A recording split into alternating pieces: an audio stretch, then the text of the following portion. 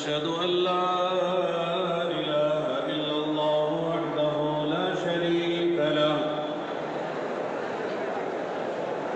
ونشهد أن سيدنا وشفيعنا وحبيبنا محمدًا عبده ورسوله صلى الله عليه وعلى آله وأصحابه وبارك وسلم تسليمًا كثيرًا كثيرا. أما بعد فأعوذ بالله من الشيطان الرجيم.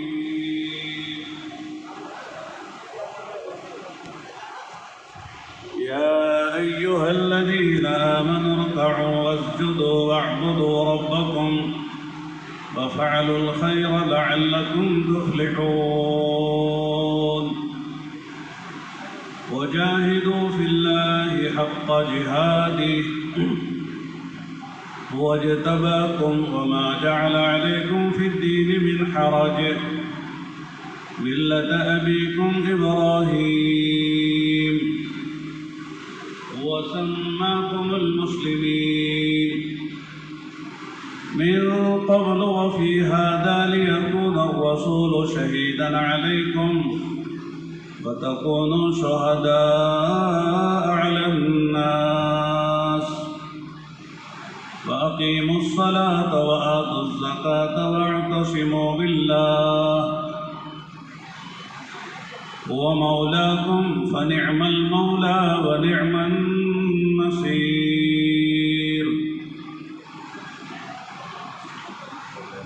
وقال النبي صلى الله عليه وسلم أنتم على بينة من ربكم ما لم تظهر فيكم سكرتان سكرة الجهل وسكرة حب العيش وأنتم تأمرون بالمعروف وتنهون عن المنكر وتجاهدون في سبيل الله فإذا ظهر فيكم حب الدنيا ولا تأمرون بالمعروف ولا تنهون عن المنكر ولا تجاهدون في سبيل الله القائلون يومئذ بالكتاب والسنة السابقين الأولين من المهاجرين والأنصار. وقال النبي صلى الله عليه وسلم بادروا بالأعمال سبعا هل تنتظرون إلا فقرا منسيا أو غنى مطغيا أو مرضا مفسدا أو هرما مفندا أو موتا مجهزا أو الدجال فشر غائب ينتظر أو الساعة فالساعة أدهى وأمر أو كما قال رسول الله صلى الله عليه وسلم.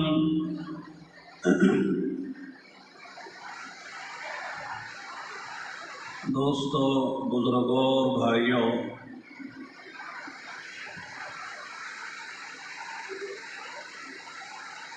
انسانوں کی اس دنیا میں مختلف ضرورتیں ہیں جس کے حاصل کرنے کے لیے ہر انسان ایک محنت کر رہا ہے. انسانوں کی جو بڑی بڑی ضرورتیں ہیں جس کو ہر آدمی سمجھتا ہے، ہر مذہب کا، ہر دھرم کا، ہر علاقے کا، وہ 5 انسانی ضرورتیں ہیں. انسان کھانے کا محتاج ہے. اگر چند دن کھانا نہ ملے تو آدمی کمزور ہو جاتا ہے، اور مزید نہ ملے تو آدمی ادمرا ہو جاتا ہے. اور زیادہ دن نہ ملے تو آدمی انتقال کر جاتا ہے۔ ابھی پڑوس میں بہت بڑا پانی کا سیلاب آیا۔ ایک بڑے عالم کہہ رہے تھے کہ بہت سے لوگ پانی میں ڈوب کر مر گئے، ان کو بچایا نہیں جا سکا۔ اب جو لوگ مر رہے ہیں وہ بھوک سے مر رہے ہیں، ان تک کھانا پہنچانا مشکل ہے، سڑکیں توڑ گئی ہیں، راستے خراب ہو گئے ہیں، پانی ہی پانی ہے، ان تک پہنچنا مشکل ہے۔ اور پھر جو لوگ مر رہے ہیں ان کی بدبو کی وجہ سے اور لوگ مر رہے ہیں، ان تک دوا پہنچانا مشکل ہے، ان کو اٹھا کر دواخانوں میں لانا مشکل ہے۔ ایک عذاب ہے، پانی کا نہ ہونا بھی ایک عذاب ہے، اور پانی کا زیادہ ہونا بھی ایک عذاب ہے۔ تو انسان کو اگر کھانا نہ ملے ایک مدت تک تو آدمی مر جاتا ہے۔ تو انسان کی ایک بڑی ضرورت ہے کہ وقت وقت پر کھانا ملتا رہے، کم سے کم اتنا کھانا ہو کہ اس کی زندگی باقی رہے، چاہے پیٹ بھر نہ ملے، خواہش کے مطابق نہ ملے، لیکن اتنی ضرورت پوری ہو جائے کہ آدمی بھوک سے مرے نہیں۔ تو شریعت یہ کہتی ہے خدا نہ خواستہ کسی کو اتنا کھانا نہ ملا کہ اب وہ مرنے کے قریب ہو گیا ہے، تو جان بچانے کے لیے انسان برے جانور کا 2-4 لقمے گوشت کھا سکتا ہے، مردار کھا سکتا ہے، حرام کھا کے جان بچا سکتا ہے، اس لیے کہ جان قیمتی ہے، جان کو بچانا فرض ہے۔ اگر حلال طریقے سے آدمی کو جان بچانے کے لیے کوئی کھانے کی چیز میسر نہ ہو تو پھر اپنی جان بچانے کے لیے انسان حرام کے 2-4 لقمے جس میں لذت مقصود نہ ہو، پیٹ بھرنا مقصود نہ ہو، بلکہ جان بچانے کے لیے بقدر ضرورت، وقت ضرورت، یہ 2 باتیں ہیں کہ وقت ضرورت اور بقدر ضرورت جان بچانے کے لیے استعمال کر لے تو وہ گنہگار نہیں ہے، اسے جان بچانا فرض ہے۔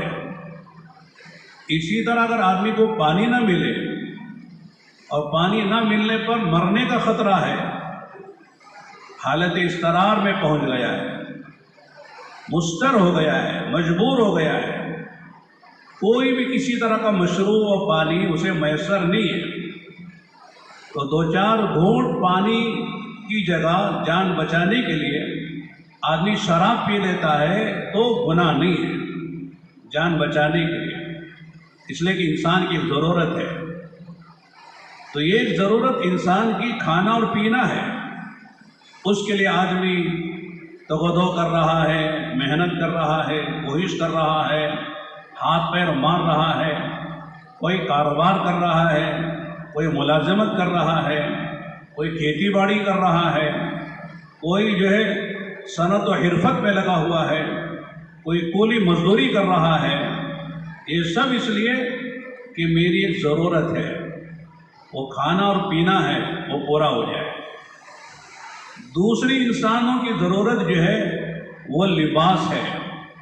انسان جانور نہیں ہے کہ جانور ننگا رہتا ہے، جانور کے لیے کسی لباس کی ضرورت نہیں ہے، لیکن انسان ہے، اس کو شرم و حیا بھی ہے، اپنا سطر کھولنا اسے پسند نہیں ہے، لہذا سردی گرمی سے بھی اسے بچنا ہے، اس لیے اسے لباس کی ضرورت ہے۔ تو لباس بناتا ہے، پہنتا ہے اور اس کو صاف کرتا ہے، اسے دھوتا ہے، پرانا ہو جائے تو نیا لباس بناتا ہے۔ مستقل آدمی کی ایک ضرورت ہے، ہر وقت وہ نیا لباس پہننے کی کوشش کرتا ہے، لیکن لباس بھی اتنا جس سے کم آدمی کا جو سطر ہے وہ ڈھک جائے۔ مرد کے لیے سطر جو ہے ناف سے لے کر گھٹنوں کے نیچے تک کا حصہ ہے، ناف بھی چھپ جائے اور گھٹنے بھی چھپ جائے، اتنا کپڑا کم سے کم مرد کو چاہیے۔ اتنے کپڑا پہن کر وہ نماز پڑھتا ہے تو نماز صحیح ہوتی ہے۔ اگر اس میں سے کوئی حصہ کھل جاتا ہے اور جو ایک رکن ادا کرنے کے بقدر کھلا رہتا ہے تو پھر آدمی کی نماز نہیں ہوگی۔ تو کپڑا بھی پہننا چاہیے، انسان کی ضرورت ہے، اس کے لیے آدمی کوشش کرتا ہے۔ اسی طرح انسان کی بڑی ضرورت جو ہے وہ مکان ہے، سر چھپانے کے لیے۔ آدمی کو باہر سے آتا ہے گھر میں تو سکون ملتا ہے، گھر کے مقاصد میں شریعت نے اشارہ دیا ہے کہ آدمی کو گھر میں آنے سے سکون ملتا ہے۔ اللہ تعالیٰ نے گھر بنانے کی اجازت دی ہے، شریعت نے گھر بنانے کی اجازت دی ہے۔ ہر جانور اپنا گھونسلہ بناتا ہے، کوئی کچھار بناتا ہے، کوئی سوراخ بناتا ہے، ہر جانور کے لیے اپنا مقر ہے، یہ رہنے کی ایک جگہ ہے۔ اس طرح انسانوں کو بھی ایک مکان چاہیے اور مکانوں میں رہتے ہیں۔ انسان جو ہے وہ کوئی جنگلی جانور نہیں ہے کہ جہاں بھی جا کے سو جائے، جہاں بھی جا کے وہ اپنی رات گزار لے، بلکہ اسے مکان کی ضرورت ہے۔ اس لیے آدمی فکر کرتا ہے کہ صاحب میرا ایک مکان بن جائے، ایک مجھے سر چھپانے کے لیے جھوپڑا مل جائے، چاہے وہ پکا مکان ہو، کچا مکان ہو، چاہے کرائے کا ہو، چاہے ہمارا ذاتی ہو، لیکن مکان ہونا چاہیے۔ تو مکان کے لیے آدمی فکر کرتا ہے، یہ ضرورت ہے، منع نہیں ہے۔ حدیث میں آتا ہے کہ آدمی جو بھی مال خرچ کرتا ہے اپنی ضرورت کے لیے، خواہش کے لیے نہیں، لذتوں کے لیے نہیں، اور جو شان و شوکت کے لیے نہیں، بلکہ اپنی ضرورت کو پورا کرنے کے لیے خرچ کرتا ہے تو اللہ تعالیٰ اس پر اسے ثواب دیتے ہیں۔ آدمی ضرورت کا کھا رہا ہے، ضرورت کا کپڑا پہن رہا ہے، ضرورت کا ایک چھوٹا مکان ضرورت کا بنا رہا ہے، اس پر حساب نہیں ہے، اس پر عذاب نہیں ہے، اس پر سوال نہیں ہے، بلکہ اللہ تعالیٰ اسے اجر دیتے ہیں، ثواب دیتے ہیں، اس لیے کہ اس کی دنیا کی حاجتوں ضرورتوں میں یہ چیزیں داخل ہیں۔ تو مکان بھی انسان کی ضرورت ہے۔ دو ضرورتیں انسانوں کی اور ہیں، ایک ہے شادی۔ جب لڑکا یا لڑکی جوان ہو جاتے ہیں تو پھر ان کی ضرورت ہے، یہ خواہش ہے، اس لیے کہ مرد کی زندگی عورت کے بغیر اور عورت کی زندگی مرد کے بغیر اندھوری ہے، اسے سکون نہیں ملتا ہے، چین نہیں ملتا ہے، اطمینان نہیں ملتا ہے۔ اس لیے شادی ہونی چاہیے، شادی کرنی چاہیے۔ بلکہ حدیث میں آتا ہے کہ لڑکا اور لڑکی جوان ہو جائے اور اس کے بعد کوئی مناسب ان کو جوڑا مل جائے، رشتہ مل جائے تو شادی کر دینا چاہیے، تاخیر نہیں کرنا چاہیے۔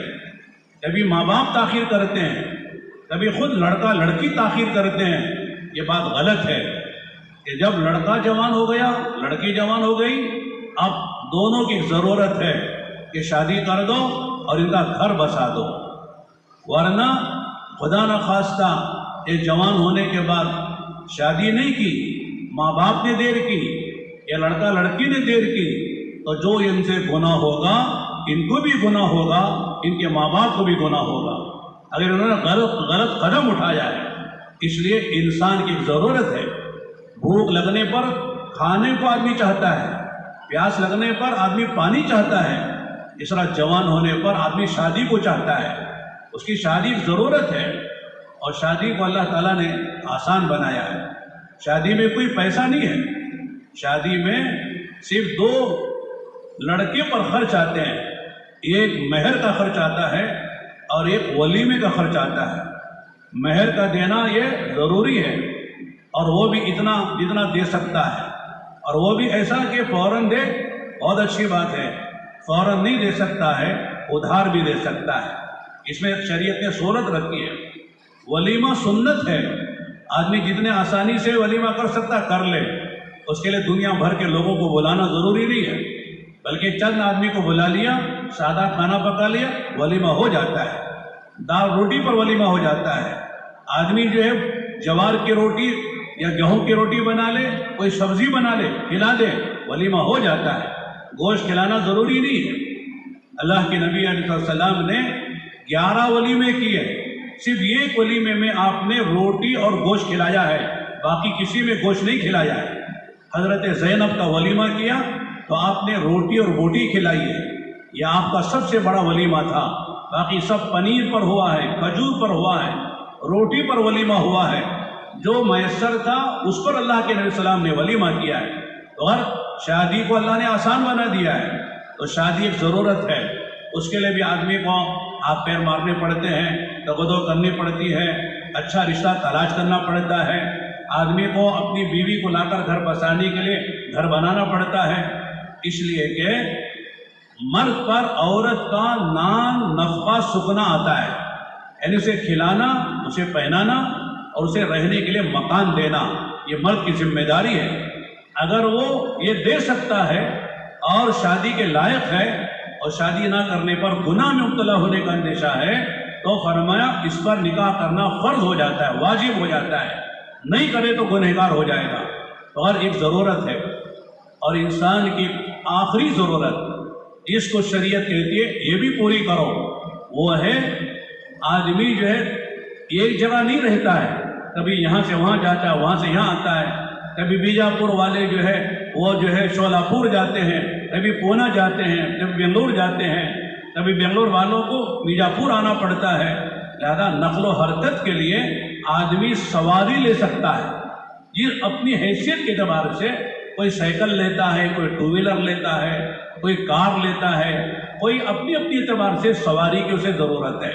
ہر آدمی کرائے کے سواری میں نہیں جا سکتا ہے، ہر آدمی جو ٹرین میں، بس میں، ہوائی جہاز میں نہیں جا سکتا ہے، اسے ضرورت پڑتی ہے اپنے گھر سے آفس جانا ہے، اپنے گھر سے اسے اپنے کاروبار پر جانا ہے، اپنے گھر سے اسے اپنے کھیتی باڑی پر جانا ہے، تو لہذا آنے جانے کے لیے اسے سواری کی ضرورت ہے، تو سواری بھی خرید سکتا ہے اور اس کی ایک ضرورت ہے۔ چنانچہ میرے دوستوں، یہ انسانوں کی 5 بڑی بڑی ضرورتیں جس کو ساری دنیا کے انسان جانتے ہیں اور سب اسی کے لیے کوشش کر رہے ہیں، لیکن آگے جو بات ہے وہ بڑی اہم بات ہے، اس کو لوگ جانتے نہیں ہیں، یا جانتے ہیں تو اس کو اہمیت نہیں دیتے ہیں اور اس کو اپنی ضرورت ہی نہیں سمجھتے ہیں۔ وہ کیا ہے؟ انسان کو دنیا میں ہمیشہ رہنا نہیں ہے، انسان کو دنیا چھوڑ کر جانا ہے، لہذا یہاں جو کچھ کمائے گا، کھائے گا، گھر بنائے گا، سواری بنائے گا، یہ سب یہی رہ جائیں گے، اسے آگے جانا ہے، آگے کی ایک منزل ہے، اس کی تیاری اسے دنیا میں کرنا ہے۔ آدمی اسے بھولا ہوا ہے، آدمی کو یاد نہیں ہے کہ میں کہاں سے آیا تھا، مجھے کہاں جانا ہے اور کیا کرنا ہے، اس کے لیے اللہ نے مجھے دنیا میں بھیجا ہے۔ یہ انسانوں کی بھول ہے، انسانوں کا یہ کمزور پہلو ہے کہ انہوں نے جہاں سے آئے تھے وہ یاد نہیں رہا، اور جہاں جانا ہے وہ یاد نہیں رہا، اور پھر وہاں جانے کے لیے کیا کرنا ہے یاد نہیں رہا۔ ایسی دنیا میں جی رہے ہیں کہ یہی ہماری اصل ضرورتیں ہیں، اگر یہ ضرورتیں ہماری پوری ہو گئی تو ہم ماشاءاللہ خوش نصیب ہیں، سعادت مند ہیں، کامیاب ہیں۔ کسی کا اچھا مکان بن گیا، کہتے ہیں دیکھو کیا اچھا، کتنا جو ہے خوش نصیب انسان ہے، کتنا اچھا بنگلہ بنا کے رہتا ہے۔ ایک آدمی کے پاس 50 لاکھ 1 کروڑ کی کار آ گئی، لوگ کہتے ہیں کتنا خوش نصیب انسان ہے کہ کروڑ کی کار میں گھومتا ہے، دیکھو اس کا لباس کتنا ماشا، پوشاک کتنا قیمتی ہے، کتنے اچھے کپڑے پہنتا ہے، دیکھو یہ انسان کتنا خوش نصیب ہے، کتنا کامیاب انسان ہے۔ ایک آدمی کا نکاح اچھی جگہ ہو جاتا ہے، آدمی کہتا ہے کتنا خوش نصیب ہے، کیسا سسرال ملا ہے، کیسی لڑکی ملی ہے، ایسا داماد ملا ہے، لوگ تعریفیں کرتے ہیں۔ اور آدمی جب کھاتا پیتا ہے، لوگ کتنا اچھا کھاتا ہے، کیا مزے کے کھاتا ہے، لوگ اسی پر تعریف کرتے ہیں۔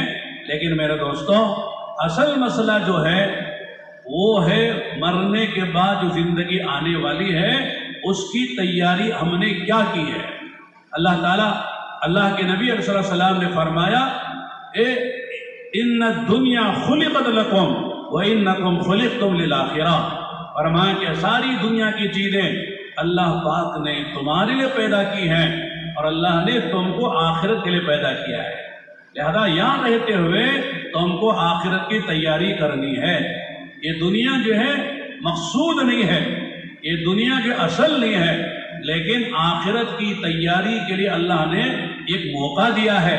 کسی کو 40 سال، کسی کو 50 سال، کسی کو 60 سال، کسی کو 80-70 سال، کسی کو 100 سال دیا ہے، لیکن ایک نہ ایک دن آدمی کو دنیا سے جانا ہے۔ پیدا ہوا ہے آدمی مرنے کے لیے پیدا ہوا ہے، جینے کے لیے نہیں پیدا ہوا ہے۔ جیسے آدمی ہوائی جہاز میں سوار ہوتا ہے، اترنے کے لیے سوار ہوتا ہے، بس میں سوار ہوتا ہے، اترنے کے لیے سوار ہوتا ہے، ٹرین میں سوار ہوتا ہے، اترنے کے لیے سوار ہوتا ہے۔ سوار ہونے سے پہلے اسے پتا ہے کہ مجھے فلاں اسٹیشن پر اتر جانا ہے، فلاں ہوائی اڈے پر مجھے اتر جانا ہے، فلاں جو شہر میں مجھے اس جہاز سے، اس ٹرین سے، اس بس سے مجھے اتر جانا ہے۔ اسی طرح میرے دوستوں، ہم میں سے جو انسان بھی دنیا میں آیا ہے اسے معلوم ہونا چاہیے، یقین ہونا چاہیے، بلکہ اس کا استحضار ہونا چاہیے کہ میں پیدا ہوا ہوں، ایک دن مجھے دنیا کو چھوڑ کر جانا ہے۔ دنیا میں ہمیشہ رہنا نہیں ہے۔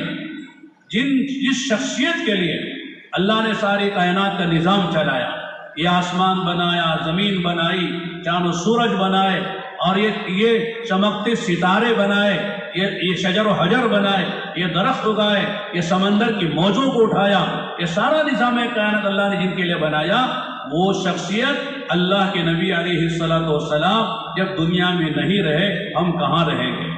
جب اللہ کے نبی دنیا میں نہیں رہے تو ہم دنیا میں کہاں رہیں گے؟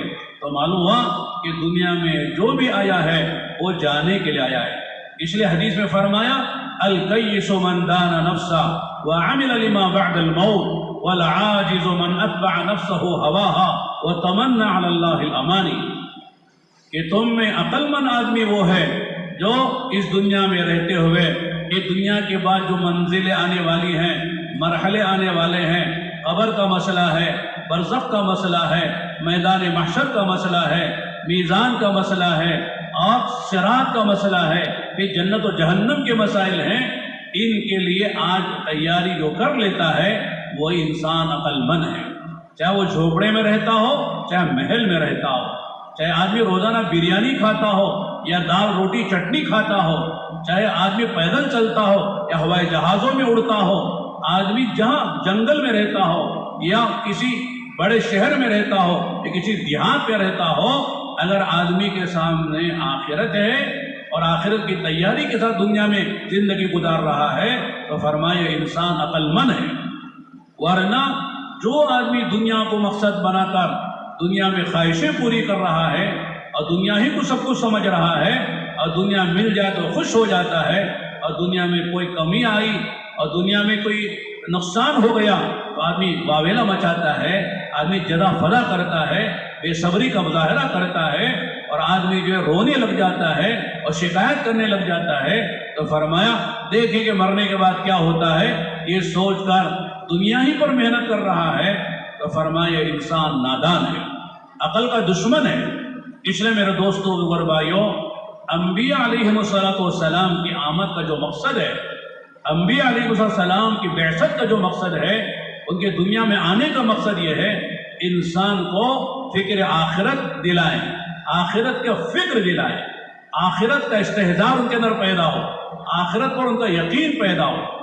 ایک تو غیر مسلم ہے بیچارے، ان کا عقیدہ آخرت کا نہیں ہے، وہ کیا سمجھتے ہیں کھاؤ پیو موج کرو مزے کرو مر جاؤ مٹی میں مل گئے زندگی ختم ہو گئی، آئندہ کچھ نہیں ہے، نہ حساب ہے نہ کتاب ہے نہ جنت ہے نہ جہنم ہے نہ پل صراط ہے نہ نام عمل کا دائیں بائیں ہاتھ میں ملنے کا مسئلہ ہے نہ قیامت کا مسئلہ ہے۔ جو یہاں کھا لیا مزے موج اڑا لیے، جو یہاں زندگی میں جو کچھ کر لیا وہی ہمارا ہے، لہذا یہاں جو کچھ کرنا ہے کر لو۔ وہ نہ شریعت کو جانتے ہیں نہ رسولوں کو جانتے ہیں نہ کتابوں کو جانتے ہیں نہ آخرت کو مانتے ہیں، نہ مرنے کے بعد کی زندگی کے اوپر ان کا ایمان ہے، بیچارے وہ اس طرح زندگی گزار کے چلے جا رہے ہیں۔ لیکن الحمدللہ ہم مسلمان ہیں، ہم مومن ہیں، ہم حضور کی امت میں ہیں، اور ہمارا عقیدہ ہے کہ مرنے کے بعد زندگی ختم نہیں ہے، بلکہ مرنے سے زندگی شروع ہوتی ہے، موت سے زندگی شروع ہوتی ہے۔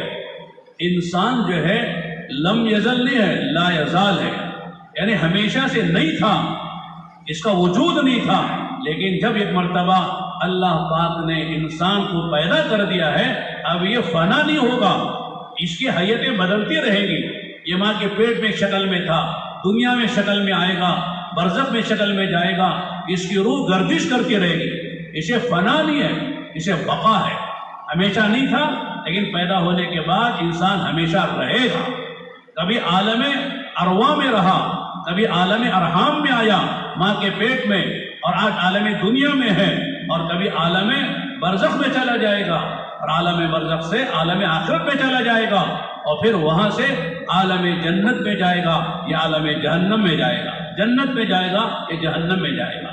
تو معلوم ہوا انسان کو فنا نہیں ہے، انسان باقی رہنے کے لیے پیدا ہوا ہے، باقی ساری مخلوقات خدا فنا کر دیں گے، جتنے چرندے ہیں، درندے ہیں، حشرات الارض ہیں، اور جتنے بھی جاندار مخلوقات ہیں، ان سب کو اللہ تعالیٰ مٹی بنا کے ختم کر دیں گے، ان کا وجود ختم ہو جائے گا، انسان ختم نہیں ہوگا، بلکہ تمنا کرے گا اللہ تعالیٰ مجھے بھی مٹی بنا دے تو میں بھی مٹی ہو جاؤں۔ نہ، دنیا میں تو انسان تھا، مکلف تھا، تیرے لیے احکامات تھے، یہ اوامر ہیں، یہ نواہی ہیں، یہ معروفات ہیں، یہ منکرات ہیں، یہ کرنے کی چیزیں تھی، یہ نہ کرنے کی چیزیں تھی، لیکن تو نے مانا نہیں، تو منکرات پہ چلتا رہا، معروفات کو چھوڑتا رہا، اللہ کی مرضیات پہ چلا نہیں، نامرضیات پہ چلتا رہا، اور تو نے نواہی سے اجتناب نہیں کیا، اور اوامر پر اور جو معروفات تھے اس پر عمل نہیں کیا، جس کی سزا میں تجھے ہمیشہ کی جہنم میں جانا پڑے گا۔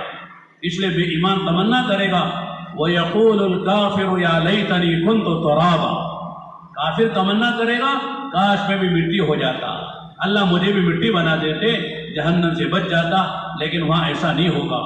اس لیے میرے دوستوں اور بھائیوں، تبلیغ و دعوت کی محنت کا خلاصہ یہ ہے کہ ہر آدمی ہمیشہ اس استحضار کے ساتھ زندگی گزارے کہ مجھے مرنا ہے، اور مرنے کے بعد خدا کے سامنے جانا ہے، اور اللہ کو اپنا حساب دینا ہے۔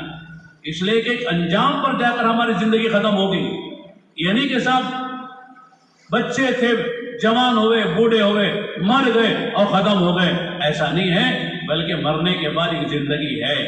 قبر میں بھی آخرت کی منزلوں میں پہلی منزل قبر ہے۔ حضرت عثمان ابن عفان کے بارے میں آتا ہے، جب کسی قبر سے گزرتے تھے اتنا روتے تھے، اتنا روتے تھے، حضرت کی داڑھی مبارک تر ہو جاتی تھی۔ پوچھنے والے نے پوچھا، حضرت آپ جنت کا تذکرہ سنتے ہیں، جہنم کا تذکرہ سنتے ہیں، قبر کے احوال تو سنتے ہیں، لیکن آپ اتنا نہیں روتے، اتنا تاثر نہیں لیتے، لیکن جب قبر کو سنتے ہیں تو آپ اتنا کیوں روتے ہیں؟ تو حضرت نے جواب میں فرمایا تھا، بھائی قبر آخرت کی منزلوں میں پہلی منزل ہے، جو یہاں کامیاب ہو گیا یا نجات پا گیا وہ آخر بعد کی ساری منزل اس کے لیے آسان ہو جائیں گی، اور جو یہاں پھنس گیا، جو یہاں جو ہے آدمی عذاب میں مبتلا ہو گیا، یہاں ہی سے اس کی پریشانی شروع ہو جائے گی۔ اس لیے اللہ کے نبی علیہ السلام عذاب قبر سے پناہ مانگتے تھے۔ آپ علیہ السلام نے بتایا کہ قبر جنت کے باغوں میں سے ایک باغ ہوگی یا جہنم کے گڑھوں میں سے گڑھا بنے گی، لہذا اگر قبر کا مسئلہ حل ہو گیا سمجھ لو سارے مسئلے آسان ہوتا چلے جائیں گے، اگر قبر کا مسئلہ حل نہ ہوا تو آگے کی ساری منزلیں آدمی کے لیے پریشان کن ثابت ہوں گی۔ اس لیے میرے دوستوں، ہمارے اصل مسائل روٹی، کپڑا اور یہ سواری، شادی یہ نہیں ہے کہ مکان بن گیا، شادی ہو گئی، کھانے اچھے مل گئے، بہترین سواری مل گئی، اب کامیاب ہو گئے، یا بیماری آ گئی پریشان ہو گئے، گھر نہیں ملا پریشان ہو گئے، کپڑا نہیں ملا پریشان ہو گئے، بچے کی شادی نہیں ہوئی بچے پریشان ہو گئے۔ یہ ہمارے مسئلے اصل نہیں ہیں، یہ اصل ہماری ضرورتیں نہیں ہیں، اصل ہماری مسائل ہمارے موت سے شروع ہوں گے، کہ موت سے ہمارے مسئلے شروع ہوں گے۔ پہلا مسئلہ کیا ہے کہ ایمان پر موت آتی ہے، یا بے ایمانی پر موت آتی ہے۔ اکثر بزرگوں کو ہم نے دیکھا، میں سناتا ہوں عام طور سے، ہم لکھنؤ میں پڑھ رہے تھے، پڑھنے کے زمانے میں بڑے بڑے اللہ والوں سے اللہ کا کرم ہے کہ جس وقت ہم آج سے 40 سال پہلے لکھنؤ میں پڑھتے تھے، بڑے بڑے اللہ والوں سے ملاقات کا اللہ نے موقع دیا۔ حضرت مولانا سید ابو الحسن علی ندوی رحمۃ اللہ علیہ کے ہی کی مدرسے میں پڑھتے تھے، صبح و شام انہی کے پاس جانا آنا ہوتا تھا۔ حضرت مولانا منظور نعمانی صاحب رحمۃ اللہ علیہ، وہ وہاں سے امین آباد میں نذیر آباد میں ہوتے تھے، ہفتے میں 2-1 مرتبہ ان کے پاس بھی جانا ہوتا تھا۔ اور حضرت مولانا قاری صدیق صاحب رحمۃ اللہ علیہ باندھوی، وہاں بھی جاتے، کبھی وہ یہاں آتے تھے۔ حضرت مولانا جو محمد احمد صاحب پرتام گڑھی رحمۃ اللہ علیہ، بڑے اللہ والوں میں ہیں، وہ بھی آتے تھے، ہم بھی کبھی ملاقات کے لیے جاتے تھے۔ حضرت مولانا جو شاہ ابرار الحق صاحب رحمۃ اللہ علیہ ہردوئی والے، ان سے بھی ملاقات کبھی ہوتی تھی۔ اس طرح بڑے بڑے اکابر، دیوبند کے اکابر، سہارنپور کے اکابر، وہاں ہم جاتے تھے تو اکثر ملاقات کر کے ہم کہتے ہم آئے ہیں طلبہ، ہم آئے ہیں جماعت میں، آپ ہم کو نصیحت فرمائیے تاکہ آپ کی باتوں سے بھی نفع ہو۔ تو وہ حضرات نصیحت کرنے میں بخیلی نہیں کرتے تھے، ان کو جو نصیحت کرنا وہ ضرور کرتے تھے، لیکن آخر میں ان کی طرف سے ہمارے لیے یہ ہم سے کہتے تھے، فرماتے تھے بھائی آپ نے ہم کو بڑا بزرگ سمجھا ہے، بڑا اللہ والا سمجھا ہے، بڑا دین کا خادم سمجھا ہے، اور بہت بڑا جو ہے مصنف مؤلف سمجھ کے اور پتہ نہیں دین کا خادم سمجھ کے تم ہمارے پاس آئے ہو۔ آپ اللہ تعالیٰ آپ کے حسن ظن کی لاج رکھے، حسن ظن کی لاج رکھ کر اللہ ہم کو ایسا ہی بنا دے جیسے تم سوچتے ہو اور تمہارا گمان ہے۔ لیکن تم لوگوں سے ہماری درخواست یہ ہے کہ تم طلبہ ہو، اللہ کے راستے کے نکلے ہوئے مہمان ہو، دین کے راستے میں نکلے ہو، دعوت کے راستے میں نکلے ہو، تمہاری دعائیں قبول ہوتی ہیں۔ ایک دعا کر دو ہمارے لیے، کیا دعا ہے؟ یہ دعا کر دو اللہ ہمارا خاتمہ ایمان پہ کر دے۔ یہ دعا کرواتے تھے ہر جانے والے سے، ہم نے دیکھا یہ بڑے بڑے اللہ والے جن کا نام لے کے ہم فخر کرتے ہیں، جن کے نام سے نسبت پر ہمیں فخر ہے، ناز ہے، ہم فلاں بزرگ سے منسلک ہیں، ہم فلاں بزرگ سے ہم نے ملاقات کی ہے، فلاں مفت کے مسجد میں ہم جایا کرتے تھے، ان کا حال یہ ہے کہ بھی دعا کرو کہ تم لوگ چھوٹے ہو، طلبہ ہو اور تم معصوم ہو۔ معصوم کے معنی تمہاری زیادہ گناہ نہیں ہے، تم دعا کر دو اللہ تعالیٰ جو ہے ہمارا خاتمہ ایمان پہ کر دے۔ یہ بڑی اہم بات ہے۔ مطمئن نہیں ہونا، کوئی بھی مسلمان مومن وہ مطمئن نہیں ہوتا ہے۔ حدیث میں آتا ہے منافق مطمئن ہوتا ہے، اسے کوئی پرواہ نہیں ہوتی ہے، وہ گناہ پہ گناہ کرتا ہے اور ایسا بے پرواہ ہوتا ہے جیسے ناک پر کسی کے مکھی بیٹی تو یوں اڑا دیتا ہے، پھر بیٹی یوں اڑا دیتا ہے۔ لیکن مومن کے بارے میں فرمایا کوئی چھوٹے سے چھوٹا گناہ، صغیرہ سے صغیرہ گناہ اس سے ہو جاتا ہے نادانی میں اور جو ہے غلطی سے، جہالت سے، تو وہ ایسا ڈرتا ہے گویا کہ کسی پہاڑ کے دان میں بیٹھا ہے اور پہاڑ اس پر گرنے والا ہے۔ یہ ہے مومن کی شان۔ بخاری شریف ایک روایت ہے، ابن ابی ملیکہ بڑے تابعین میں سے ہیں، وہ کہتے ہیں 30 صحابہ سے میری ملاقات ہوئی ہے۔ کتنے صحابہ سے؟ 30 صحابہ سے ہماری ملاقات ہوئی ہے، جس میں حضرت ابو ہریرہ بھی ہیں، حضرت عائشہ بھی ہیں، حضرت اسماء بھی ہیں، بڑے بڑے صحابہ سے ملاقات ہوئی ہے۔ میں نے دیکھا ہر صحابی اپنے بارے میں اس بات سے ڈر رہا تھا کہیں منافق تو نہیں ہو، اپنے بارے میں ڈر رہے ہیں۔ آج اللہ معاف فرمائے، اپنے بارے میں تو ہم طے کر لیتے ہیں میں مخلص ہوں، میں مومن ہوں، میں اخلاص والا ہوں، اور دوسرے کے بارے میں کہتے وہ فلاں منافق ہے، فلاں ریاکار ہے۔ فرماتے صحابہ کا مزاج یہ نہیں تھا، دوسرے سے اس نے ظن رکھتے تھے بھئی یہ تو اللہ والا ہے، یہ تو نیک ہے، یہ تو جنت پہ جائے گا، لیکن میرا کیا ہوگا؟ اپنے بارے میں ڈرتے رہنا، یہ صحابہ کی شان تھی اور یہی مومن کی شان ہے۔ فرمایا کہ مومن کو ہمیشہ خطرہ لگا رہتا ہے، میرا کیا ہوگا، میرا کیا ہوگا، میرا کیا ہوگا، اس لیے کہ میری قبر میں جاؤں گا، اللہ کے سامنے میں تنہا ہوگا، وہاں کوئی ترجمان نہیں ہوگا، کوئی سفارش کرنے والا اللہ کی مرضی کے بغیر کوئی نہیں ہوگا، مجھے اللہ پوچھیں گے، مجھے جواب دینا پڑے گا۔ قبر میں اللہ کے فرشتے آئیں گے، منکر نکیر، وہ پوچھیں گے من ربوں کا، ما دینوں کا، من ربوں کا، ما دینوں کا، من نبیوں کا، بتا تیرا رب کون ہے، بتا تیرا دین کیا ہے، بتا تیرے نبی کون ہے۔ یہ 3 سوالات قبر میں ہوں گے، اور میدان محشر میں 5 سوال ہوں گے۔ لا تزال قدم ابن آدم یوم القیامہ حتی یسأل عن 5 عن عمره فیما افناه وعن شبابه فیما ابلاه وعن ماله من أين اكتسبه وفيما انفقه وعن علمه ماذا عمل فيه۔ 5 سوال ہر انسان سے میدان محشر میں ہوں گے۔ وہ کیا ہوگا؟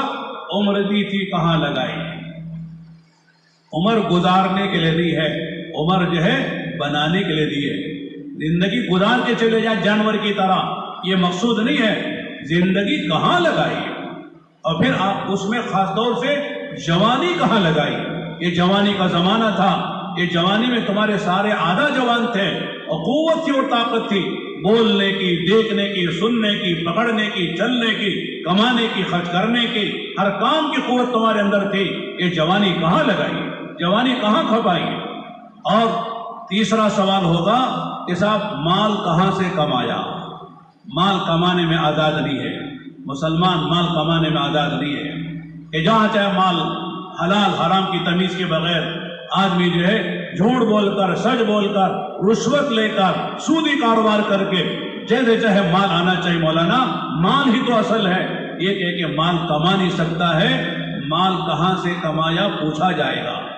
ایک پیسے کے بارے میں پوچھا جائے گا، پیسہ کہاں سے آیا، یہ روپیہ کہاں سے آیا، یہ فلاں تم نے جو کمائی کی وہ کہاں سے تم کو ملی ہے، پوچھا جائے گا۔ اور اس کے ساتھ ساتھ یہ مال کہاں خرچ کیا، کمائی کے بارے میں پوچھا جائے گا اور خرچ کے بارے میں پوچھا جائے گا۔ یہ 2 سوال ہیں۔ اور آخری سوال ہوگا تجھے جو علم تھا دین کا، شریعت کا، سنت کا، کتاب کا، قرآن کا، حدیثوں کا، علماء نے تجھ سے تو نے سنا تھا، تو نے مطالعہ کتابوں کا کیا تھا، اور تو نے اس طرح کی مجلسوں میں حاضر ہوا تھا، دین کا تجھے علم ملا تھا، اس پر کتنا عمل کیا، یہ بھی پوچھا جائے گا۔ یہ 5 سوال قیامت کے میدان میں ہوں گے، اور 3 سوال عقیدے سے متعلق یہ قبر میں ہوں گے، اور عمل سے متعلق 5 سوالات میدان محشر میں ہوں گے۔ 8 سوالوں کی تیاری کے لیے اللہ نے دنیا میں بھیجا ہے۔ یہ نہیں کہ صاحب کھاؤ پیو موج کرو مزے کرو، دیکھا جائے گا مرنے کے بعد کیا ہوگا، قبر میں جو ہوگا وہ دیکھ لیا جائے گا۔ وہاں دیکھنے کے بعد آدمی کو اپنی اصلاح کا وقت نہیں رہے گا، وہاں تو ایک سبحان اللہ نہیں کہہ سکے گا۔ موت سے پہلے پہلے جو کر سکتا ہے کر سکتا ہے، لیکن مرنے کے بعد آدمی کچھ نہیں کر سکتا ہے۔ اپنی ذات پر بھی اسے کنٹرول نہیں ہوگا، اپنے اعمال پر بھی اسے جو ہے کنٹرول نہیں ہوگا، عمل بھی نہیں کر سکے گا، بلکہ جان نکلتے ہی آدمی بے قیمت ہو جاتا ہے، نہلانے والوں کے حوالے ہو جاتا ہے۔ نہلانے والا غسال اسے اٹھاتا ہے، بٹھاتا ہے، لٹاتا ہے، کروٹیں پلٹاتا ہے، پیٹ دباتا ہے، یہ کچھ نہیں بول سکتا ہے۔ اسے نہلانے والا جس طرح حرکت دے آدمی کی اس طرح وہ متحرک ہوتا رہتا ہے اور اڑتا پلٹتا رہتا ہے، لیکن اسے کچھ کہلانے والے کو یا کسی اور سے کوئی کہنے کا موقع ہی نہیں ہے۔ تو میرے دوستوں قربائیوں، یہ دنیا میں آخرت کی تیاری کیسے ہوگی؟ فرماتے آخرت بنے گی ہدایت سے۔ کس سے بنے گی؟ جس کو زندگی میں ہدایت مل گئی اس کی زندگی بنے گی، اور جس کو دنیا میں ہدایت نہ ملی وہ آدمی موت ہی سے اپنی منزل کی طرف آدمی عذاب میں، عقاب میں اور اللہ تعالیٰ کے غضب میں مبتلا ہو جائے گا، اور پھر وہاں سے جاتے جاتے جہنم میں پہنچ جائے گا۔ اب ہدایت کیا ہے؟ آپ نے پوچھتا ہے بولا ہدایت کیا ہے؟ ہدایت کا سب سے پہلا درجہ جس سے آدمی کو آخرت میں نجات ملتی ہے وہ ہے کہ آدمی اپنے رب کو پہچان لے، اپنے خدا کو پہچانے، اللہ پر ایمان لائے، اللہ کے غیر کو اللہ کی ذات میں، اللہ کی صفات میں اور اللہ کی عبادت میں کسی کو شریک نہ کرے، اللہ ہی کی عبادت کرے۔ حضرت معاذ بن جبل سے اللہ کے نبی علیہ السلام نے سوال کیا، معاذ یا معاذ اتدری ما حق اللہ علی العباد؟ معاذ جانتے ہو اللہ کا بندوں پر کیا حق ہے؟ حضرت معاذ نے جواب دیا اللہ و رسولہ اعلم، اللہ اس کے رسول زیادہ جانتے ہیں۔ صحابہ کا ایک مزاج تھا یہ کہ اللہ کے نبی السلام کوئی سوال کرتے تھے اگرچہ کہ بعض صحابہ کو معلوم ہوتا تھا اس کا جواب یہ ہے، لیکن کہتے اللہ کے نبی اللہ اور آپ جانتے ہیں، ہم نہیں جانتے ہیں۔ یہ مزاج ہے۔ آدمی کو اگر معلوم بھی ہو، اگر کوئی بڑا ایسا سوال کر رہا ہے کوئی امتحان کے لیے یا کوئی اہم بات بتانے کے لیے، تو ہم کو لا علمی کا اظہار کرنا چاہیے۔ ہم نہیں جانتے، آپ بھی بتا دیجیے۔ آپ زیادہ جانتے، ہم نہیں جانتے، لہذا آپ ہم کو بتا دیجیے۔ چنانچہ حضرت معاذ بن جبل نے کہا، معاذ بن جبل جانتے کون ہے؟ معاذ بن جبل یہ انصار میں سے ہیں۔ 18 سال کی عمر میں ایمان لائے ہیں اور 18 سال ایمان کے ساتھ رہے اور 36 سال میں انتقال بھی ہو گیا ہے۔ 18 سال زمانے جاہلیت کے ہیں، 18 سال اسلام کے ہیں، اور اسی حال 38 سال میں تقریباً کا انتقال ہو گیا ہے۔ لیکن علم کا اس درجے اونچا درجہ ملا ہے، اللہ کے نبی علیہ السلام فرماتے تھے میرے ہوتے ہوئے اگر مدینے میں معاذ ہیں تو معاذ سے مسئلے پوچھا کرو۔ لہذا مدینے کے مفتی کہلاتے تھے، مفتی مدینہ کے لقب سے مشہور تھے۔ اللہ کے نبی نے سند دی ہے، عالم امتی بالحلال والحرام معاذ بن جبل، میری امت میں میرے سارے صحابہ میں حلال اور حرام اور جائز ناجائز کے مسائل کا جاننے والا میرا معاذ بن جبل ہے۔ حضرت معاذ بن جبل کو اللہ کے سلام یمن روانہ فرما رہے تھے، وہاں کا قاضی بنا کر، وہاں کا گورنر بنا کر، تو حضرت معاذ اونٹ پر سوار تھے اور حضرت اللہ کے نبی پیدل چل رہے تھے۔ کافی دیر تک لکھا ہے کتابوں میں تقریباً 7-8 کلومیٹر اللہ کے نبی چلتے رہے۔ حضرت معاذ اونٹ پر سوار ہیں، حضرت معاذ بار بار کہتے ہیں اللہ کے نبی آپ بھی سوار ہو جائیے یا مجھے نیچے آنے کی اجازت دیجیے، مجھے اچھا نہیں لگ رہا، بے ادبی لگ رہی ہے کہ میں سوار اور آپ پیدل چل رہے ہیں۔ آپ نے فرمایا نہ میں اوپر آؤں گا نہ تم نیچے آؤ گے، تم اپنی جگہ سواری پر رہو، میں پیدل چلتا رہوں گا۔ تو گویا کہ 7-8 کلومیٹر تک اللہ کے نبی نے ان کو رخصت کیا ہے، اور پورے چلتے چلتے بے شمار وصیتیں کی ہیں کہ کیسے وہاں جانا ہے، کیا کرنا ہے، دعوت کیسی دینی ہے۔ وہاں اہل کتاب رہتے ہیں، عیسائی رہتے ہیں، ان کو ایمان کی پہلے دعوت دو، اسے قبول کر لے تو پھر نماز کی دعوت دو، اسے قبول کر لے پھر زکوٰۃ کی دعوت دو۔ یعنی تدریجاً دعوت دینے کا طریقہ اور اصول اللہ کے نبی صلی اللہ علیہ وسلم نے حضرت معاذ بن جبل کو بتایا ہے۔ چنانچہ یہ معاذ ہیں، آج کل یہ آرام کر رہے ہیں اردن، جسے جارڈن کہتے ہیں، جارڈن کی سرزمین میں ان کی قبر بنی ہوئی ہے۔ ان کے ساتھ ان کی بیوی بھی ہے، ان کے بیٹے بھی ہیں، اور آج بھی ان کی قبر سے خوشبو نکلتی ہے۔ کتنے سال؟ تقریباً 1450 سال ہو گئے، 1450 کے قریب سال ہو گئے ہیں، لیکن آج بھی ان کی قبر سے خوشبو پھوٹتی ہے۔ ان کے بارے میں اللہ نے فرمایا ہے عالم امتی بالحلال والحرام معاذ بن جبل، میری امت میں سب سے زیادہ حلت و حرمت کے، جائز ناجائز کے مسائل کا جاننے والا میرا معاذ بن جبل ہے۔ ان سے پوچھ رہے ہیں یا معاذ اتدری ما حق اللہ علی العباد، معاذ جانتے ہو کہ اللہ کا بندوں پر کیا حق ہے؟ حضرت معاذ نے وہی عرض کیا اللہ و رسول عالم، اللہ کے نبی اللہ جانے اور آپ جانے، ہم کیا جانے۔ اللہ کے رسول نے فرمایا کہ کیا فرمایا اعبد اللہ وحدہ لا شریک لہ ولا یشرکوا، فرمایا ایک اکیلے اللہ وحدہ لا شریک کی عبادت کریں اور اللہ کی عبادت میں کسی کو شریک نہ کریں، کسی کو شریک نہ کریں۔ فرماتے یہ اللہ کا بندوں پر حق ہے، یہاں تک کہ دنیا کی جو اور مخلوقات ہیں، چاند ہے، سورج ہے، آسمان ہے، زمین ہے، آگ ہے، لوہا ہے، لکڑی ہے، یہ سب کو شریک نہ کرنا، یہاں تک کہ اللہ کی عبادت میں کسی فرشتے کو بھی شریک نہ کرنا، کسی نبی کو بھی شریک نہ کرنا۔ سجدہ صرف اللہ کا ہوگا، عبادت صرف اللہ کی ہوگی، دعا صرف اللہ سے مانگی جائے گی، مغفرت صرف اللہ سے مانگی جائے گی۔ اللہ ہی دعا قبول کرنے والے، اللہ ہی گناہوں کو معاف کرنے والے، اللہ ہی کے لیے قربانی دی جائے گی، اللہ ہی کے گھر کا طواف کیا جائے گا، اللہ ہی کا نام کی قسمیں کھائی جائیں گی۔ یہ سب اللہ کی عبادتیں ہیں، اللہ کے غیر کی عبادت نہیں ہوگی۔ لیکن ناس ہو، برا ہو، انسانوں کا کہ شیطان نے چونکہ اللہ کو سجدہ نہیں کیا اس لیے وہ چاہتا ہے کہ انسان بھی اللہ کے غیر کو سجدہ کر کے اس کے ساتھ وہ بھی جہنم میں چلے جائیں۔ لہذا انسانوں کو کہاں کا سجدہ کروا رہا ہے، اس کی تفصیل میں جانے کا وقت نہیں ہے۔ غیر کو چھوڑ دیے بیچارے، وہ جانتے نہیں اللہ کا کیا حق ہے، اللہ کی عبادت کسی کی جاتی ہے، لیکن اللہ کے ماننے والے بھی کہاں کہاں جا کے سر جھکا رہے ہیں، کس کس کے نام کی جو ہے کس کس کے نام وہ جپ رہے ہیں، کس کو خوش کرنے کے چکر میں لگے ہوئے ہیں، کہاں کہاں جا کے رکوع کرتے ہیں، کہاں کہاں جا کے طواف کرتے ہیں۔ یہ عجیب مصیبت ہے۔ چنانچہ ایک تو فرمایا اللہ کا حق بندوں پر یہ ہے کہ اللہ ہی کی عبادت کریں۔ اب عبادت میں سب سے بڑی جو عبادت ہے وہ کیا ہے؟ نماز ہے۔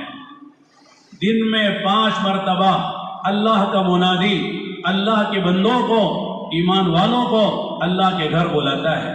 حی علی الصلاۃ، حی علی الصلاۃ، حی علی الفلاح، حی علی الفلاح۔ آؤ نماز کے لیے، او کامیابی کے لیے۔ کسے بلا رہا ہے؟ رام پرساد کو؟ کسے بلا رہا ہے؟ عبد الرحمن کو بلا رہا ہے، عبد الرحیم کو بلا رہا ہے۔ تم خدا کو مانتے ہو اور تم سمجھ تمہارا ایمان ہے دن میں 5 مرتبہ نماز پڑھنا فرض ہے، تم مانتے ہو کہ نہیں مانتے ہو؟ تم کو بلایا جا رہا ہے۔ لیکن میرے دوستوں، جن لوگوں نے کہا کہ اللہ ہمارا معبود ہے، اللہ ہمارا مقصود ہے، اللہ ہمارا محبوب ہے، اللہ ہمارا خالق و مالک ہے، اس کا منادی اللہ کی طرف سے دن میں 5 مرتبہ ایمان والوں کو بلا رہا ہے۔ اب بولو کتنے لوگ اللہ کے گھر میں اذان کی آواز سن کر آتے ہیں؟ کتنے آتے ہیں؟ آپ کے بیجاپور میں کتنے آتے ہیں؟ صوفی تک آئے تھے؟ آتے ہیں؟ نہیں، اتنا بھی کم نہ کرو، تھوڑا زیادہ آتے ہیں۔ کہیں 20% آتے ہیں، کہیں 30% آتے ہیں، کہیں 40% آتے ہیں، لیکن آدھے سے زیادہ مسلمان مسجد کو نہیں آتے۔ جمعے کے دن ذرا ہماری مسجدیں بھر جاتی ہیں، رمضان آیا تو مسجدیں بھر جاتی ہیں، عید کے دن ماشاءاللہ بے نمازی بھی مسجد میں آ جاتا ہے۔ شب قدر میں ماشاءاللہ جو کبھی مسجد کو دیکھتا بھی نہیں ہے وہ پہلی صف میں آ کے بیٹھ جاتا ہے۔ یہ ہے ہمارا حال۔ لیکن 5 نمازیں دن میں کتنے مسلمان ہیں جو اہتمام سے اذان کی آواز سن کر اللہ کے گھر میں آ کر اللہ کا فریضہ ادا کرتے ہیں؟ آپ سب جانتے ہیں۔ جمعہ میں بھی تقریباً سمجھ لو کہ صاحب آدھے مسلمان جمعہ پڑھتے ہیں، آدھے مسلمان جمعہ کی بھی نماز میں نہیں آتے۔ کچھ ایسے بد نصیب بھی ہوں گے جو عیدین کی نماز بھی نہ پڑھتے ہوں گے، لیکن اکثر لوگ عید میں آ جاتے ہیں، رمضان میں کچھ آ جاتے ہیں۔ بڑی جو راتیں ہوتی ہیں، شب برات ہے، شب قدر ہے، شب معراج ہے، اس میں لوگ آ جاتے ہیں۔ باقی دن میں 5 مرتبہ کسی کہنے والے نے کہا ہے، وہ بھی غیر مسلم کہتا ہے کہ جمعے کی نماز میں جتنے مسلمان اہتمام سے جمعے کی نماز کے لیے آتے ہیں، اگر اتنے مسلمان اگر فجر کی نماز میں آ جائے تو مسلمان کے سارے مسئلے حل ہو جائیں گے۔ مسلمان جو مانگے گا اللہ اسے دے دیں گے، لیکن فجر کی نماز میں مسلمان جتنا جمعے میں ہوتا ہے اتنا مسلمان اگر فجر کی نماز میں آ جائے تو مسلمان ہو جائے اور مسلمان کے سارے مسئلے حل ہو جائیں۔ آج تبلیغ و دعوت کے راستے سے اگر تشگش کرتے ہوئے کسی سے جا کے کہتے بھئی چلو اللہ کے راستے میں، ذرا اللہ کے گھر میں چلو، نماز بھی پڑھ لیں گے، دین کی بات بھی سن لیں گے، تو کیا کہتے؟ بعض لوگ کہتے جاؤ، میرے بابا مسلمان، میرے دادا مسلمان، میرا پردادا مسلمان، جا کے غیروں کو دعوت دو، ہم پکے سچے سنی مسلمان ہیں، لہذا ہم کو کیا آگے دعوت دے رہے ہو؟ بھائی اذان ہو گئی، اللہ کے گھر میں چلو، معلوم مجھے نماز پڑھنا، جا کے تم نماز پڑھو۔ بعض لوگ ایسے بھی کہتے ہیں، اللہ معاف فرمائے، کہ کفریہ کلمہ ہو جاتا ہے کہ تم نماز پڑھ کے جنت پہ چلے جاؤ، ہم نماز چھوڑ کے جہنم میں چلے جائیں گے۔ ایسے بھی جملے کچھ لوگ بولنے والے ہوتے ہیں۔ لہذا میرے دوستوں، نماز کے بارے میں بڑی اہم قرآن میں اللہ تعالیٰ بیان کرتے ہیں نماز پڑھنے والوں کا کیا انجام ہے، نماز پڑھنے والوں کا کیا انجام ہے۔ سورہ مدثر میں عام طور سے سناتا ہوں، 29ویں پارے کی ایک سورت ہے جس کا نام سورہ مدثر ہے۔ اس میں اللہ فرماتے ہیں جنتی جنت پہ چلے گئے اور جہنمی جہنم میں پہنچ گئے۔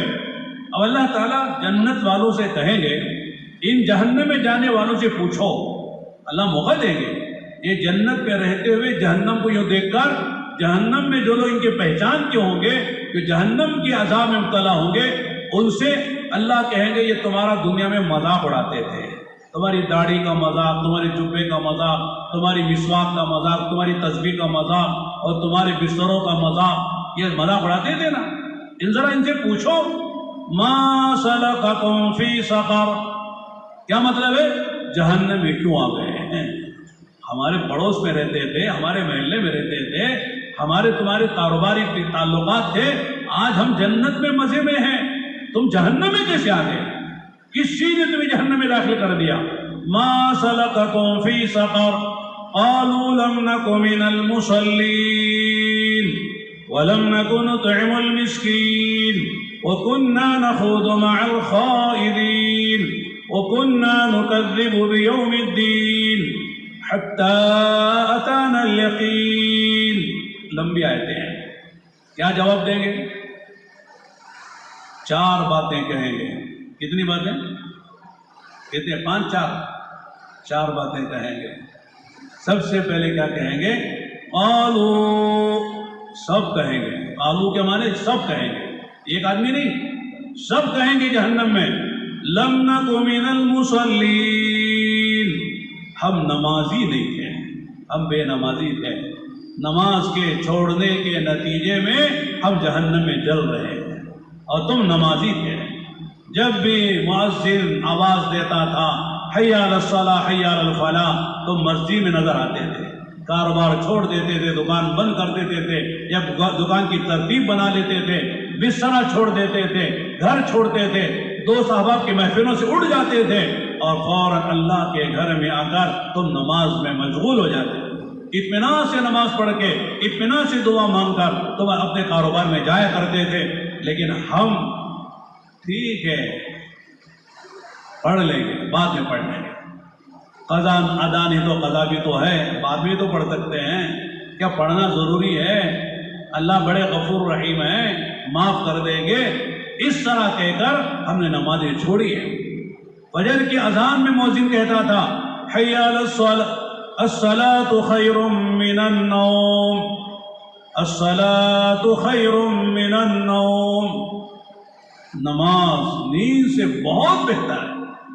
خیر جو ہے علماء جانتے ہیں یہ اس میں تفضیل کا صیغہ ہے، یعنی نماز کے برابر کوئی چیز ہے ہی نہیں۔ نیند میں جو تمہیں مزہ آتا ہے اس سے زیادہ مزہ نماز میں ہے۔ کیا نیند میں مزہ آئے گا تمہیں؟ کیا کھانے میں مزہ آئے گا؟ کیا کھلکھلا کے ہنسنے میں مزہ آئے گا؟ کیا دوستوں کی محفل میں مزہ آئے گا؟ کیا بیوی کے پہلو میں لیٹنے میں مزہ آئے گا؟ جو نماز میں مزہ ہے۔ آقا نے فرمایا قرۃ عینی فی الصلاۃ، میری آنکھوں کی ٹھنڈک نماز میں ہے، میری آنکھوں کی ٹھنڈک نماز میں ہے۔ عائشہ چھوڑ دو مجھے، نماز پڑھنے دو، اللہ سے بات کرنے دو۔ بندہ جب نماز شروع کرتا ہے ان العبد یناجی ربہ فی صلاتہ، بندہ نماز میں اللہ سے باتیں کرتا ہے، سورہ فاتحہ پڑھتا ہے، ہر آیت پر اللہ جواب دیتے ہیں۔ میرا بندہ مجدنی ربی، کہ قدسنی عبدی، مجدنی عبدی، میرے بندے نے میری تعریف کی، میرے بندے نے میری ثنا کی۔ اللہ جواب دے رہے ہیں، فرماتے الصلاۃ معراج المومنین، نماز مومنین کے معراج ہے۔ جیسے اللہ کے نبی معراج میں گئے، اللہ سے باتیں کی، اس طرح بندہ نماز میں اللہ سے باتیں کرتا ہے۔ نماز سے بڑی کوئی چیز نہیں ہے، لہذا مؤذن کہہ رہا ہے الصلاۃ خیر من النوم۔ تم جاتے تھے بستر چھوڑ کر، کالی کالی راتوں میں ٹھنڈے ٹھنڈے پانی سے وضو کر کے اندھیرے اندھیرے میں جا کے نماز پڑھتے تھے۔ اللہ تعالیٰ نے تمہارے بارے میں نبی سے خوشخبری دلائی ہے، بشر المشائین فی الظلم الی المساجد بالنور التام یوم القیامہ۔ رات کے اندھیروں میں لمبا لمبا راستہ طے کر کے اللہ کے گھر میں اندھیروں میں چلنے والوں کو قیامت کے دن پورے نور کی خوشخبری دے دو۔ نور ہوگا ان کے لیے جو کالی راتوں میں مسجد میں چل کر آتے ہیں۔ تو تم نے تو عمل کیا، لیکن ہم زبان سے تو نہیں کہا لیکن عمل سے کہا النوم خیر من الصلاۃ۔ کیا کہا؟ النوم خیر من الصلاۃ۔ منادی تو کہہ رہا ہے الصلاۃ خیر من النوم، لیکن مجھے پوچھ، میں کہتا ہوں النوم خیر من الصلاۃ، کہ نیند میں نماز سے زیادہ مزہ ہے۔ نیند میں، نماز میں کیا مزہ ہے؟ سو کے دیکھو، خاص طور سے سردی کی راتوں میں، اور کمبل ہو، سردی کے راتوں میں گدا ہو، سردی کے راتوں میں وہ لحاف ہو رضائی والا اور روئی والا، پھر دیکھو کیا مزہ آتا سونے میں۔ تم کو کیا ہے، تم نہیں جانتے سونے کا مزہ۔ چنانچہ ہم نے نماز کو ضائع کیا، نماز چھوڑ دی، مؤذن کی آواز پر لبیک نہیں کہی، لہذا ہم جہنم میں آ گئے۔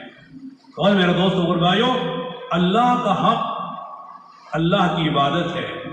ہمارے اکابر فرماتے ہیں بندوں کا تعلق اللہ سے عبادت اور اخلاص و اطاعت کا ہو، اللہ ہی کی عبادت کریں گے، نماز بھی پڑھیں گے، رمضان آئے تو روزہ بھی رکھیں گے، صاحب نصاب زکوٰۃ بھی دیں گے، صاحب استطاعت حج بھی کریں گے، اللہ کے پاک کلام کی تلاوت بھی کریں گے، صبح و شام اللہ کو یاد بھی کریں گے۔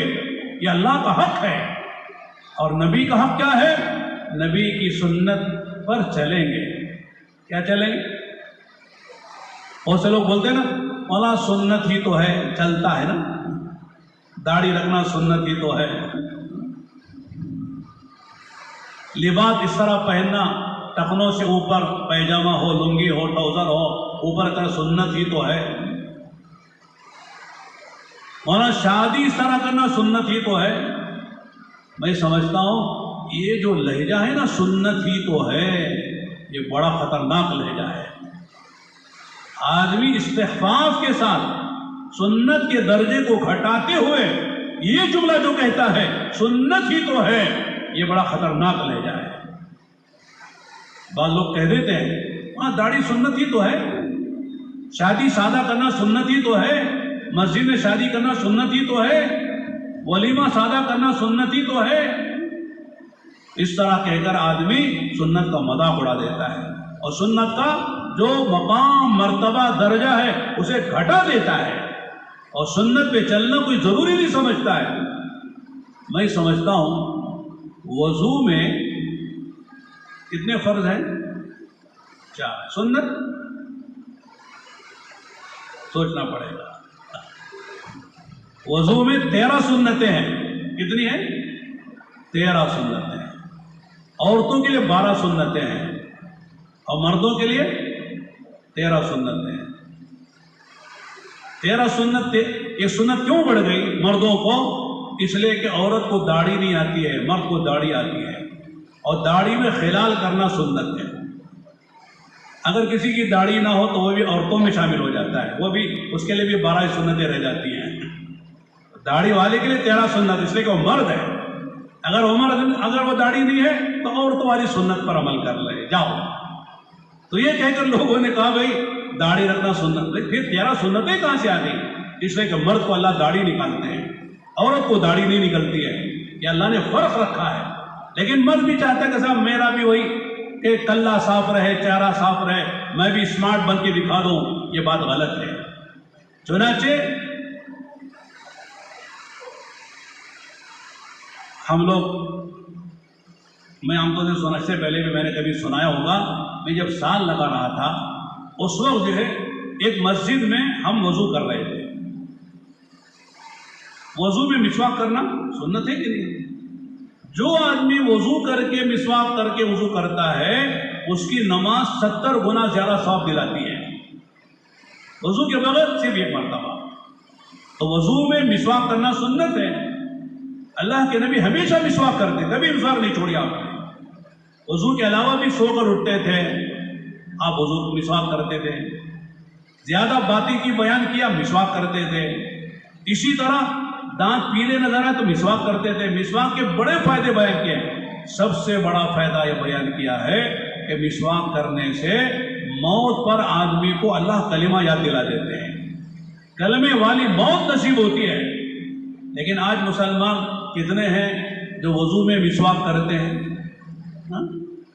اگر ہم سے سب سے پوچھا جائے بھائی مسواک میں وضو میں کتنے لوگ مسواک کرتے ہیں، تو اکثر لوگ کہیں گے مولانا مسواک کرنا فرض تو نہیں ہے نا۔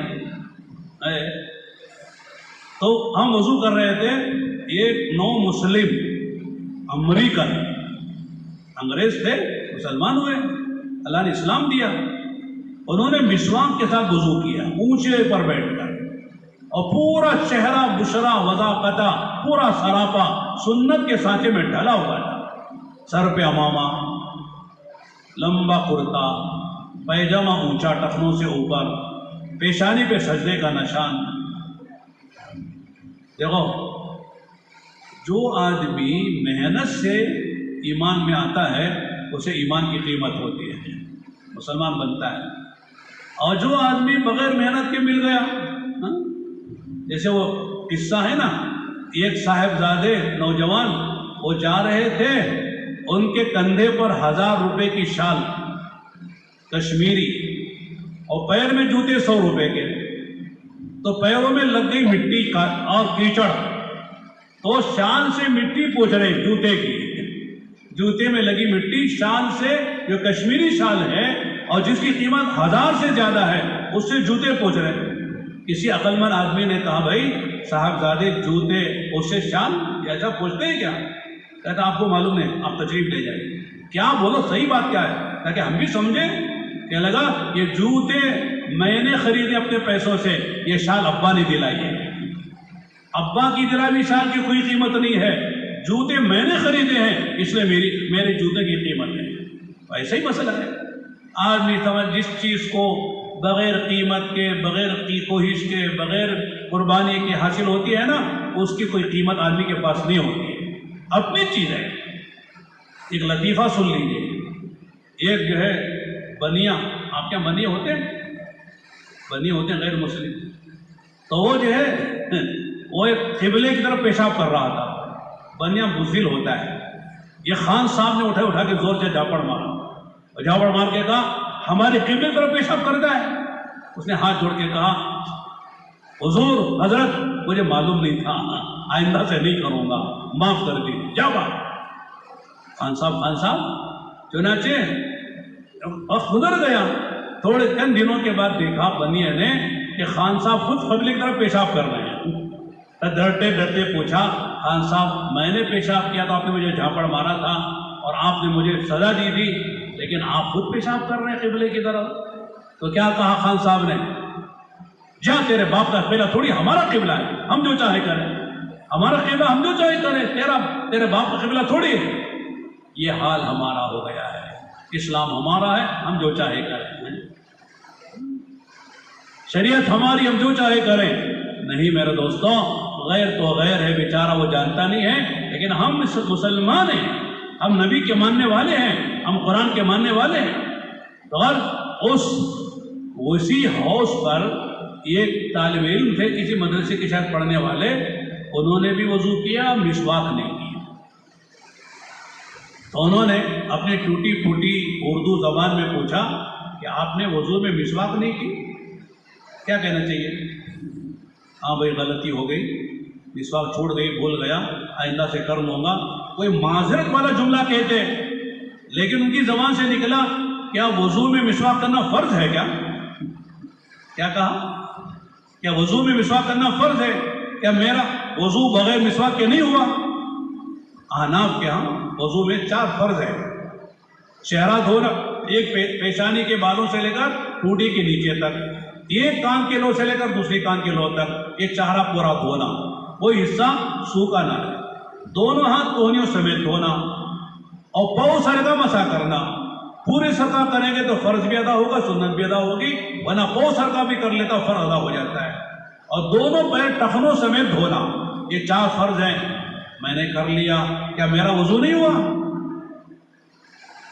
ہم نے دیکھا اس وقت اس امریکن نوجوان کا چہرہ سرخ ہو گیا، لگ رہا تھا کہ بہت غصے میں آ گیا ہو، لیکن کچھ نہیں کہہ سکا۔ اس کے بعد اس نے ایک عجیب انداز سے بات کہی کہ آج مجھے سمجھ میں آیا کہ پوری دنیا میں مسلمان جو ذلیل نظر آتے ہیں اس لیے کہ ان کے دلوں میں اپنے نبی کی سنت کی عظمت نہیں ہے، نبی کی سنت کی عظمت کے نہ ہونے کی وجہ سے مسلمان آج ذلیل ہو رہا ہے۔ ایک طرف نبی کا نام لیتے ہیں اور نبی کی محبت پہ ماشاءاللہ کیا کیا قصیدے پڑھتے ہیں، نعت پڑھتے ہیں، لیکن نبی کی سنت کے بارے میں عملی طور پر دیکھا جائے تو کتنے دور ہیں۔ کہتے ہوئے کیا سنت پہ چلنا ضروری ہے؟ سنت کے بغیر کیا کام نہیں ہوا؟ سنت کے بغیر کیا وضو نہیں ہوا؟ سنت کے بغیر کیا ہماری نماز نہیں ہوئی؟ نماز میں 14 فرائض ہیں، کچھ ارکان ہیں، کچھ شرائط ہیں۔ نماز کے باہر جو چیزیں فرض ہیں ان کو شرائط کہتے ہیں، نماز کے اندر جو چیزیں فرض ہیں ان کو ارکان کہتے ہیں۔ تو فرائض تو 14 ہیں یا 13 ہیں، لیکن سنتیں 52 ہیں۔ کتنے ہیں؟ 50 پر 2 سنتیں نماز میں۔ 2 رکعت نماز پڑھیں گے آپ کو 52 سنتیں ادا کرنی پڑیں گی۔ اگر سنت کو نکال دو فرض کھوکھلا ہو جائے گا، فرض میں جان نہیں رہے گی۔ تو لہذا یہ کہنا کہ صاحب سنت پہ چلنے کیا ضروری ہے؟ اللہ کے نبی صلی اللہ علیہ وسلم نے فرمایا کل امتی یدخلون الجنہ الا من ابا، قیل من یابا یا رسول اللہ، قال من اطاعنی دخل الجنہ ومن عصانی فقد ابا۔ سمجھ میں آیا؟ آ گیا؟ ترجمے کی ضرورت نہیں مولانا ترجمہ کر دیجیے، ہم کوئی عربی تھوڑی ہیں، ہم تو بیجاپور کے لوگ ہیں، اردو جانتے، ہندی جانتے، کنڑ جانتے ہیں، انگریزی جانتے ہیں، عربی کہاں جانتے ہیں؟ اللہ کے نبی صلی اللہ علیہ وسلم نے فرمایا میری ساری امت جنت میں جائے گی۔ امت سے مراد امت اجابت ہے، جنہوں نے ایمان قبول کر لیا۔ ایک امت دعوت ہے، جو غیر مسلم ہے، چاہے کوئی مذہب کا انسان ہو، وہ بھی حضور کی امت میں ہیں، لیکن ان کو امت دعوت کہتے ہیں، اس لیے کہ ان تک دعوت پہنچنی باقی ہے۔ امت اجابت ہم کو کہتے ہیں اس لیے کہ ہم تک حضور کی دعوت پہنچی اور ہم نے حضور کی دعوت قبول کر لی ہے، ہم مسلمان ہو گئے، اسلام میں داخل ہو گئے، اس لیے ہم امت اجابت ہیں۔ آپ نے فرمایا میری ساری امت جنت میں جائے گی مگر جو انکار کر دے۔ ہم میں سے کوئی آدمی ہے جو کہے میں جنت بھی نہیں جاتا؟ بولو ہاتھ اٹھاؤ، کون جنت بھی نہیں جاتا؟ نہیں مولانا، جنت میں جانے کے لیے تو یہاں آئے ہیں سننے کے لیے، جنت میں جانے کا کیا راستہ ہے، جنت میں جانے کے لیے کیا کرنا چاہیے، کیا عقیدہ رکھنا چاہیے، کیا عمل کرنا چاہیے، عبادت کیسے کرنی چاہیے، اخلاق کیا ہونے چاہیے، معاملات کیا ہونی چاہیے، معاشرت کیا ہونی چاہیے، اسی کی محنت کو یہ دعوت تبلیغ میں سمجھایا جاتا ہے، اسی کو سمجھنے اور عمل کرنے کی نیت سے آئے۔ اس لیے کہ آدمی کی آخری جو کامیابی ہے وہ کیا ہے؟ بولو، جہنم سے بچ جانا اور جنت میں چلا جانا، یہ آخری کامیابی، اس سے بڑی کوئی کامیابی نہیں ہے۔ کل نفس ذائقۃ الموت وانما توفون اجورکم یوم القیامہ فمن زحزح عن النار وادخل الجنة فقد فاز وما الحياة الدنيا الا متاع الغرور۔ قرآن کیا کہتے ہیں؟ ہر جاندار کو مرنا ہے، نہیں عقیدہ ہے کہ نہیں؟ ہر سانس لینے والا مرے گا۔ پھر آگے فرمایا کل نفس ذائقۃ الموت وانما توفون اجورکم یوم القیامہ۔ پھر انسانوں سے خطاب کیا ہے، باقی سب کو چھوڑ دیا ہے، ان کا مسئلہ نہیں ہے، ہمارا آپ کا مسئلہ ہے، اس لیے کہ ہم انسان ہیں، انسان مکلف ہیں۔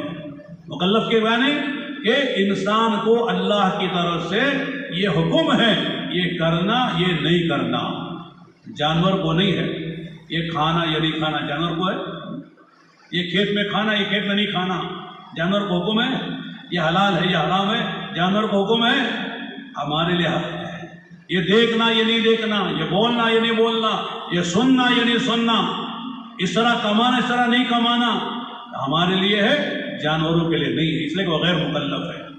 احکام کے مکلف ہم ہیں، عوامی کے مکلف ہم ہیں، شریعت کے مکلف ہم ہیں۔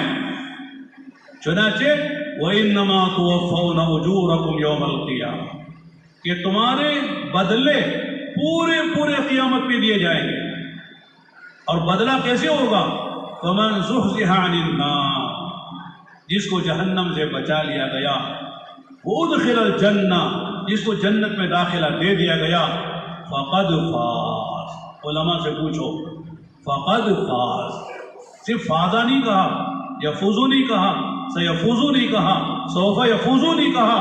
وہ کامیاب ہونے والا ہے، وہ کامیاب ہو سکتا ہے، ان قریب کامیاب ہو جائے گا، اس زمانے کے بعد کامیاب ہوگا کہ نہیں، کامیاب ہو گیا، اس کی کامیابی میں کوئی شک نہیں ہے، صیغہ ماضی کا ہے اور اس پر قد داخل کر کے اس میں تاکید پیدا کر دی ہے، اس کی کامیابی میں کوئی شک نہیں ہے، یہ اصل کامیابی ہے۔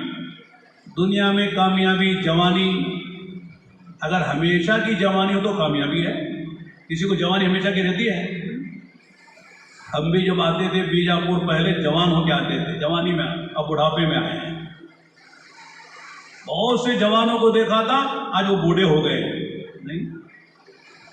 تو دنیا کی جوانی ہمیشہ کے لیے ہے، جوانی بڑھاپے میں بدل جائے گی، نہیں۔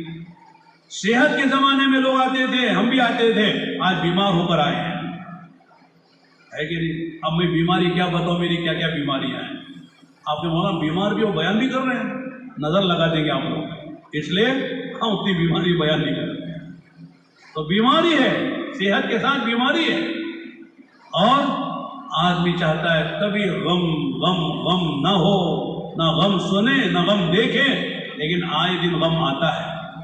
کم سے کم ہم پر کوئی مصیبت نہیں آئی، ہمارے دوستوں پر مصیبت ہے، وہ ہماری مصیبت نہیں، دوسرے پہ مصیبت آتی ہے، آدمی پریشان ہو جاتا ہے، سیلاب وہاں آ رہا، پانی وہاں آ رہا ہے، ان کا گھر ڈوب گیا، ان کی کار چلی گئی، ان کی بھینس مر گئی، ان کا کھیت تباہ ہو گیا، غم ہے کہ نہیں ہے؟ آج کل تو واٹس ایپ ایسی مصیبت ہے کہ روزانہ غم ہی کی خبریں دیکھنے کو ملتی ہیں، خوشی کی خبریں کم ملتی ہیں، یہ مصیبت وہ مصیبت فلاں مصیبت فلاں مصیبت۔ تو دنیا غم کا گہوارہ ہے، دنیا غم کی جگہ ہے۔ آدمی کیا چاہتا ہے مولانا، 50 سال تو زندگی گزری اور ایک 500 سال کی زندگی ملے تو کتنا اچھا ہے، نہیں؟ محنت کر کے بنگلہ بھی بنایا ہے، کار بھی خرید لی ہے، بچوں کی شادیاں بھی ہو گئی ہیں، اور ذرا آرام سے بیٹھ کر کھانے کا جی چاہتا ہے، تو مت زندگی ذرا 500 سال کی ہو تو کتنا اچھا ہے۔